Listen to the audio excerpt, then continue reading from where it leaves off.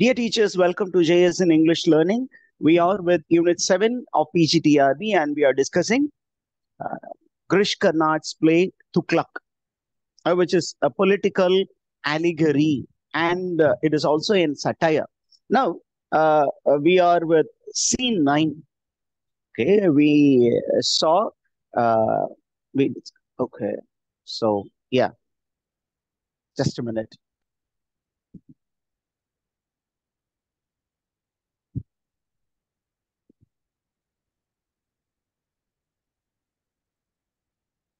Right. So we are with Unit 9 and Unit 9, where does it take place? It takes place in a secret place in the hills. It is on the way to Dawlatabad. And there were two culprits. There are two villains. And of the two, one is a very important villain. Who is that villain?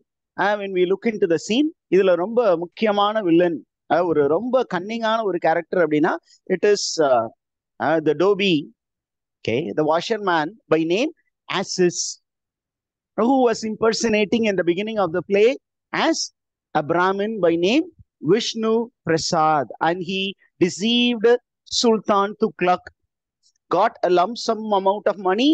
அவருக்கு lump sum பெரிய amount of மணியும் கிடைச்சது, அதே நேரத்துல civil servant ஜாபும் கிடைச்சது. இப்ப இந்த ரெண்டு பேருக்குள்ளார நடக்கக்கூடிய ஒரு கான்வர்சேஷன் தான் இந்த சீன் நம்பர் 9ல நமக்கு கொடுத்துருக்காங்க. என்ன அப்படின்னு கேட்டீங்கன்னா, இப்ப it is a secret place. அந்த சீக்ரெட் பிளேஸ்ல ஆசிஸ் ஆசாம் ரெண்டு பேரும் என்ன பண்றாங்க, நல்லா ஸ்ட்ரெச் பண்ணி ஜாலியா படுத்திருக்காங்க. படுத்திருக்கும் போது Assam he says he is unhappy with his life. இந்த லைஃப் ரொம்ப போர் அடிக்குது. This is a whole bloody world. இந்த உலகம் வந்து ரொம்ப பிளட்டியான world. Look at the word bloody world. Okay, bloody in the real sense of the word, not stupid. Here the meaning is bloody. Bloody அப்படின்னா it is filled with blood. There are many dead bodies on the way towards Dawlatabad. Many people became sick and they died. அதனால இவன் என்ன சொல்றான், இந்த மக்கள் எல்லாம் அப்படி நிறைய பேர் செத்துக்கிட்டு இருக்காங்க. இந்த மாதிரி நிறைய உயிர் சேதங்கள் நடக்குது. அல்லது நம்ம என்ன பண்றோம், we rob the people. They act as bandits. They go steal money from the people on the way. அந்த மாதிரி வேலையை பண்ணிட்டு இருக்குது. இதே ரொட்டீனா செஞ்சு எனக்கு போர் அடிச்சிருது அப்படின்னு சொல்லும்பொழுது, யூனோ த ஆர்க் வில்லன் ஆசிஸ், இவர் பின்னாடி டுவர்ட்ஸ் எண்ட் சீன் 13ல இவரை ஒரு ஹீரோ ரேஞ்சில் துக்ளக் பார்ப்பாரு. ஏன் அப்படின்னா he feels that a person who understands him is Aziz. அவருடைய உண்மை முகம் தெரியும். பின்னாடி தெரிஞ்சதுக்கு அப்புறம் கூட அவனை பனிஷ் பண்ணணும் அப்படின்னு கேட்பாரு. அவனை பனிஷ் பண்ணணும்னு துக்ளக் முடிவு பண்ணுவாரு. அப்போ உனக்கு என்ன பனிஷ்மெண்ட் கொடுக்க நானு அப்படின்னு அவர் கேட்கும் பொழுது ஆசிஸ் சொல்லுவாரு, நீங்க என்ன பனிஷ் பண்றது அப்படிங்கிறது முடிவு பண்ணிட்டீங்கன்னா எனக்கு ஒரு பெரிய பனிஷ்மெண்ட் கொடுங்க. என்ன பனிஷ்மெண்ட்? உங்களை மாதிரி ஒரு கிரேட் எம்பரருக்கு கீழே நான் ஒரு பவர்ஃபுல் போஸ்ட்ல இருக்கணும், அதுவே எனக்கு ஒரு பெரிய பனிஷ்மெண்ட் அப்படின்னு சொன்னோன்னா the king understands that this man is aspiring like himself and அவனை மன்னிச்சு அவனுக்கு ஒரு பொசிஷனும் கொடுப்பாரு. அப்படிப்பட்ட அந்த ஆசிஸ் வந்து ஆசம பார்த்து சொல்றாரு, டேய், நீ வந்து you are incapable of cheating others. You are not fit for the job. இந்த வேலை, திருட்டு வேலைக்கு நீ தகுதியானவனே கிடையாது. ஏதோ என் கூட வந்துட்ட, அதனால நீ என்ன பண்ற, பேசாம போய் நீ தற்கொலை பண்ணிட்டு சாவுடா. திருடுறதுக்கு நீ சரிப்பட்டு வர மாட்ட. எதுக்கு தான் நீ சரிப்பட்டு வருவ? போய் சாகுறதுக்கு தான் நீ சரிப்பட்டு வருவ அப்படிங்கிற ஒரு விஷயத்த இவரு இங்க சொல்றாரு. சொல்லி முடிச்சுட்டு இந்த ஒரு கான்வர்சேஷன்ல நமக்கு ஆசிஸ் ஆசாம் கான்வர்சேஷன்ல ரொம்ப முக்கியமான ஒரு சில விஷயங்களை வந்து நம்ம ஆத்தர் கிரிஷ் கர்னாட் வந்து நம்ம யோசிக்க சொல்றாரு. என்ன சொல்றாரு அப்படின்னா, in this corrupt world living as a good man will not fetch you recognition. That is the irony of existence. இந்த உலகம் நல்லவர்களுக்கான உலகம் இல்லை. இங்க நல்லவனா இருந்தீங்கன்னா உங்களுக்கு ரெக்கக்னிஷன் கிடைக்காது, பேரும் புகழும் கிடைக்காது. ஆனா நீங்க கெட்ட செயல் செஞ்சீங்கன்னா சீக்கிரம் பாப்புலர் ஆயிடுவீங்க. அதனால நல்லவனா இருக்கிறது நல்லது இல்லை தம்பி அப்படின்னு ஆசிஸ் சொல்ற மாதிரி இங்க ஒரு விஷயத்த கிரிஷ் கர்னாட் வச்சிருக்கிறார். And then look at Asim's audacity. அவர் ரொம்ப அக்ரெசிவா கொஞ்சம் போல்டா அரகண்டா பேசுறாரு பாருங்க. என்ன சொல்றாரு அப்படின்னா, now I have money, I have job, but இது எனக்கு பத்தாது. I want to become more powerful, more popular. அதுக்கு நீ என்ன பண்ண போற அப்படின்னு கேட்கும் பொழுது, ஒருவேளை ரேப் பண்ண போறியா அப்படின்னு ஆசாம் கேட்கிறாரு. இவன் என்ன சொல்றான், டேய், don't think that I'm just going to rape and I'm going to become popular. In the Muslim world, if you rape, everybody will start speaking about you negatively and you will become popular. அப்ப என்ன சொல்றான், when I also think of raping, எதுக்காக rape பண்ணணும்னு நினைக்கிறேன் அப்படின்னா, not because I long for sex, but because everybody will speak about me. என்னை பற்றி பேசுவாங்க, அதனால ரேப் பண்ணாலும் பண்ணலாம் அப்படின்னு சொல்லிட்டு என்ன சொல்றாருன்னா, அது என்னுடைய நோக்கமே கிடையாது. To rape a woman is not my aim. I must have the power so that I rape a woman, and if there are people coming to question me, should also have the power to punish them.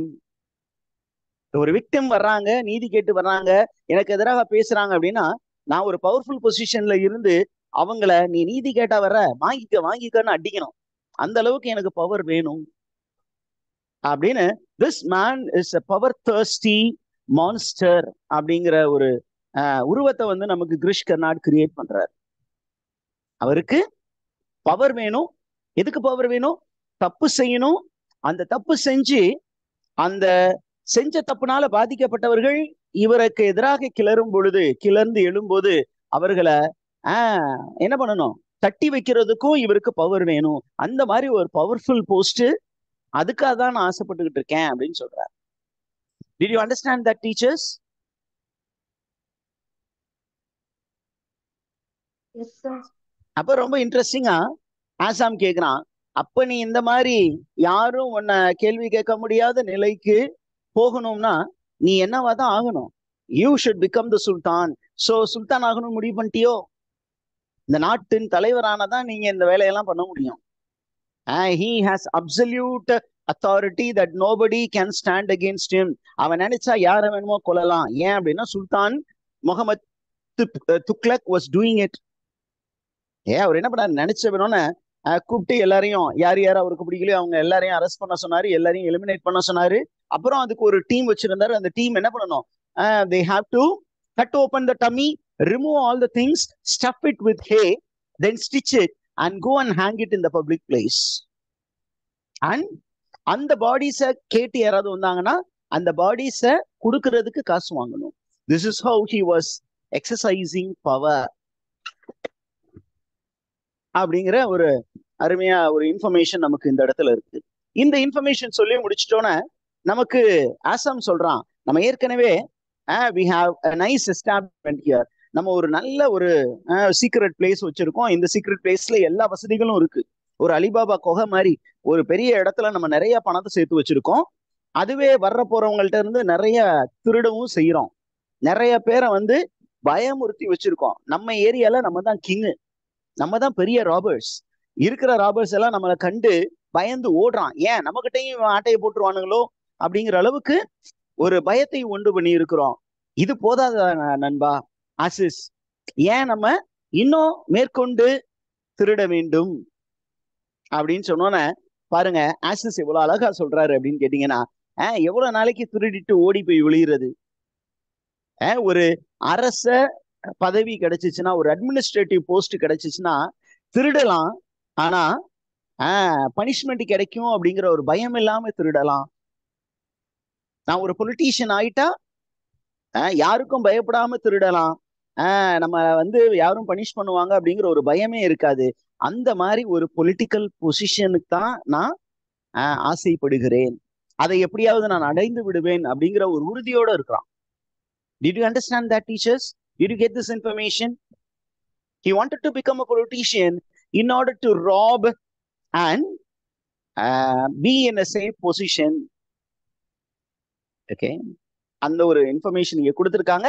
ஆனா ஆசாம் சொல்றான், எப்பா நீ வந்து பெரிய தில்லாலங்கடியா இருப்ப போல இருக்கு, நீ ஒரு பெரிய திருடனா இருக்கிற, உன்னால அது முடியும்னு நீ நம்புற. ஆனா என்னால என்ன முடியும் அப்படின்னா ஒரு சின்ன பிக் பாக்கெட் பண்ணலாம், அதை தாண்டி எதுவும் பண்ண முடியாது.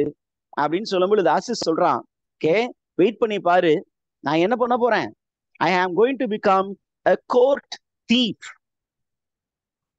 ஓகே, அரசனுடைய அரசவையில் இருந்து கொண்டு திருடக்கூடிய ஒரு அமைச்சனாக நான் மாறப்போகிறேன்.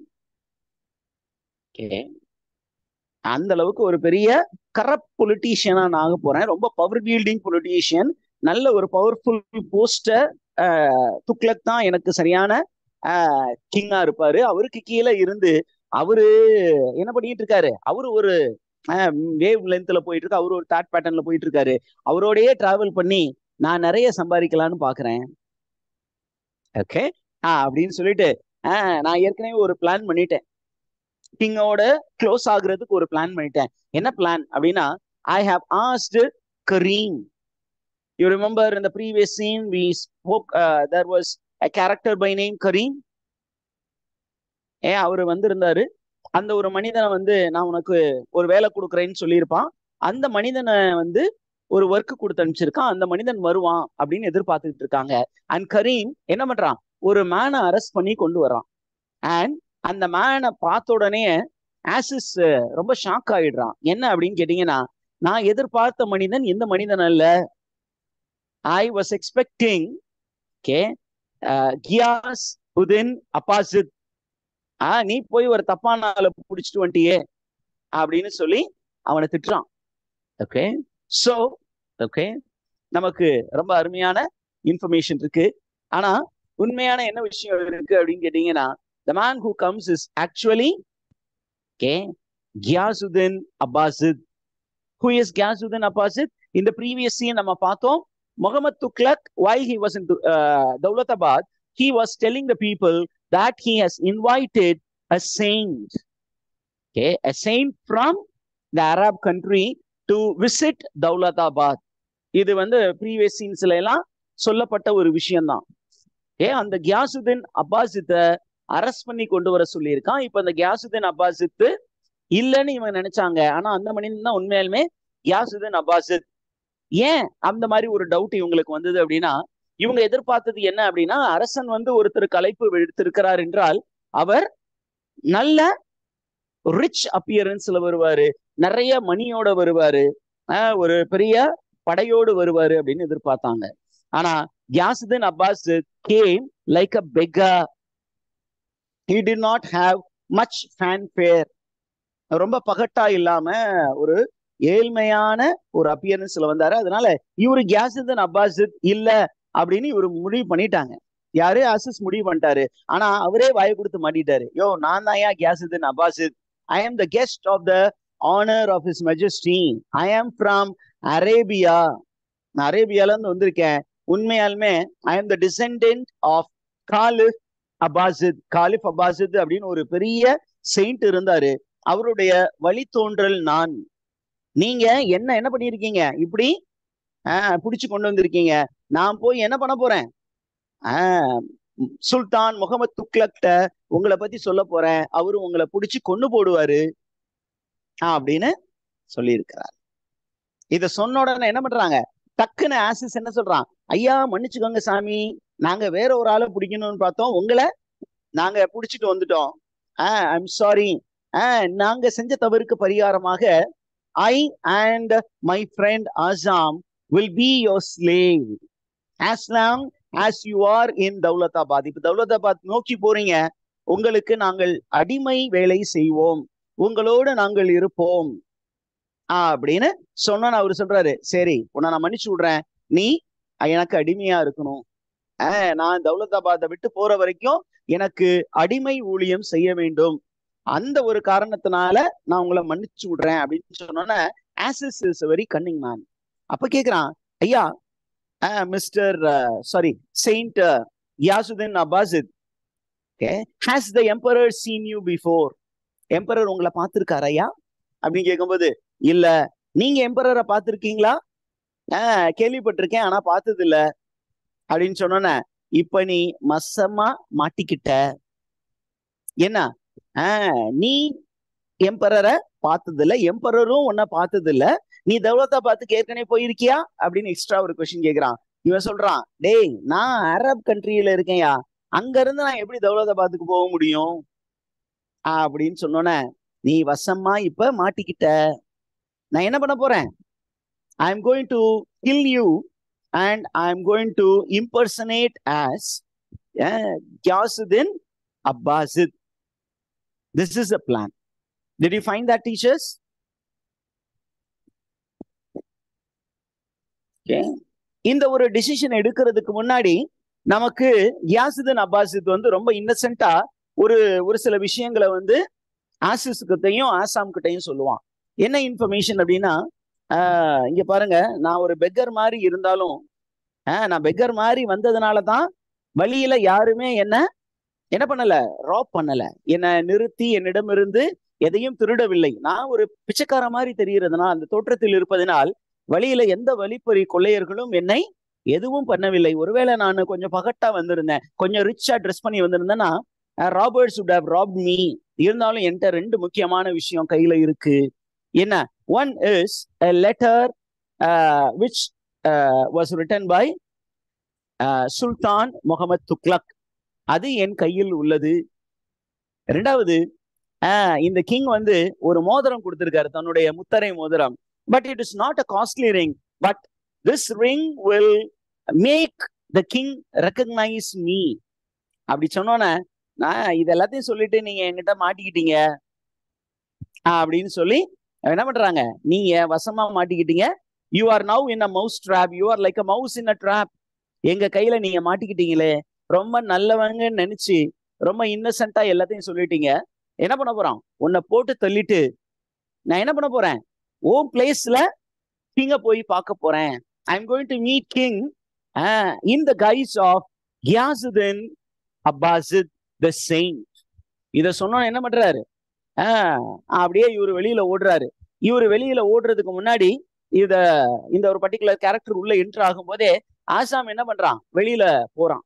இப்ப ஆசாம் வந்து நான் இங்க இருக்க பிடிக்கல, நான் வெளியில போறேன் அப்படின்னு அவன் போயிருக்கான்.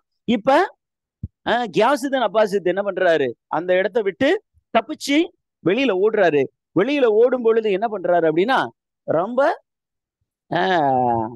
அவரு வந்து ரொம்ப வேகமா ஓட முயற்சி பண்றார். அந்த நேரத்துல ஆசிஸ் கத்துறாரு, டே ஆசாம், இந்த வெளியில ஓடி வர்றான் பாரு, அவன் தாண்டா நமக்கு ட்ரம்ப் கார்டு, அவனை விட்டுறாத புடி அப்படின்னு சொல்றாங்க. அவரை விட்டுறாங்கத்தீங்க புடி அப்படின்னு சொன்னோம். நான் என்ன பண்றான்? ஆசாம் வந்து வேகமா அவனை துரத்தி கொண்டு போய் பிடிச்சிடுறான். பிடிச்சி என்ன பண்ண போறாங்க அப்படின்னா, what will happen to Ghiyasuddin Abbasid? Now come on, tell me. Giyazuddin Abbasid is killed. Okay, he is killed by Azam. Okay, ஆனா சாவ போறதுக்கு முன்னாடி கியாசுதீன் அப்பாசித் சொல்றாரு, ஐயோ என்ன மன்னிச்சிருங்க, என்ன ஒண்ணும் பண்ணிடாதீங்கிறாரு. ஆனா இவங்க என்ன பண்றாங்க? விட மாட்டேன் அப்படின்னு ஆசாம் என்ன பண்றான்? ஆசிஸ் சொன்னதுனால Assam kills Ghiyasuddin அப்பாசித்.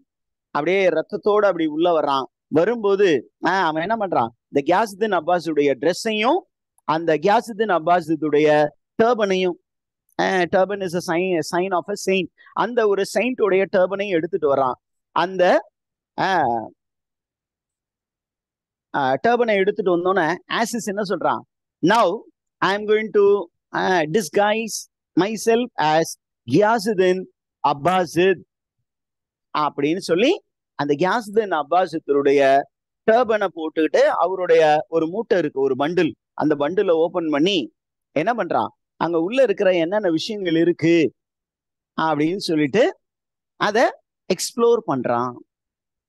Okay, and then he comes to know that this fellow Giyazuddin Abbasid is really the great grandson of the Caliph.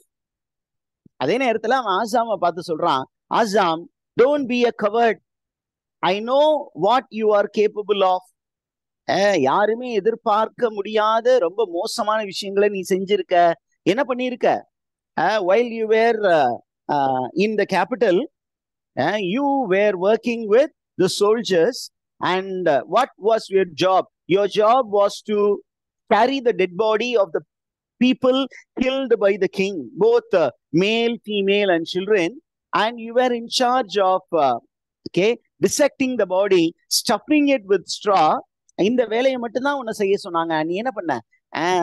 மோசமான காரியத்தெல்லாம் செஞ்ச. என்ன பண்ண? You did all obscene practices with the dead body. You had sex with the dead corpse. Okay, and அந்த விஷயம் பண்ணவனால இன்னும் நல்ல பெட்டரான விஷயங்கள் எல்லாம் பண்ணலாம். So don't go away, stay with me அப்படின்னு சொல்லிட்டு அவனை எவ்வளவு மோசமா திட்ட முடியுமோ அவ்வளவு மோசமா திட்டுறான். Did you get all this information, teachers?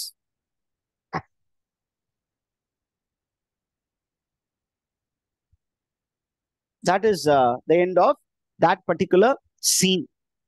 If you have any doubt, you may ask.